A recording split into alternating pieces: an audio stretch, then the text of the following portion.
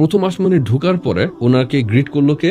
আদম আলাইহিস সালাম, the father of mankind. Marhaban bil ibn as-salih wa nabiy as-salih. Welcome, O righteous son, O righteous prophet. Then আমাদের prophet Muhammad সাল্লাল্লাহু আলাইহি ওয়াসাল্লাম লক্ষ্য করলো যে আদম আলাইহিস সালামের ডান পাশটা আলোতে ভর্তি এবং বাম পাশটা অন্ধকার। উনি যখনই ডান দিকে তাকাচ্ছে তখন হাসে as in like smile, and যখন বামে তাকায় তখন তার চোখে পানি আসে। জিবরিল আলাইহিস সালাম এক্সপ্লেইন করলো যে উনি যখন ডানে তাকায় তখন উনি ওনার ডিসেন্ডেন্ট যারা জান্নাতে যাবে তাদেরকে দেখে, এবং যখন বামে তাকায় তখন যারা জাহান্নামে যাবে তাদেরকে দেখে। সেকেন্ড হেভেনে যে কোন প্রফেটকে মিট করলো? সেকেন্ড হেভেনে পৌঁছানোর পরে ওনার সাথে দেখা হলো ঈসা ইবনে মারিয়াম এবং তার কাজিন ইয়াহিয়া আলাইহিস সালাম। থার্ড হেভেনে গিয়ে দেখা হলো প্রফেট ইউসুফ আলাইহিস সালাম। আমাদের প্রফেট মুহাম্মদ সহিহ হাদিসে বর্ণনা করছে যে আল্লাহ যে বিউটি সৃষ্টি করছে সেই বিউটির 50% has been given to prophet Yusuf. Fourth হেভেনে গিয়ে কি হলো? ঢোকার পর ওনার সাথে দেখা হলো ইদ্রিস আলাইহিস সালাম, যার মৃত্যু হয়েছে ফোর্থ হেভেনে। ফিফথ হেভেনে দেখা হলো হারুন আলাইহিস সালামের সাথে। সিক্সথ হেভেনে প্রফেট মুহাম্মদ সাল্লাল্লাহু আলাইহি ওয়াসাল্লামের সাথে দেখা হলো প্রফেট মুসা আলাইহিস সালামের।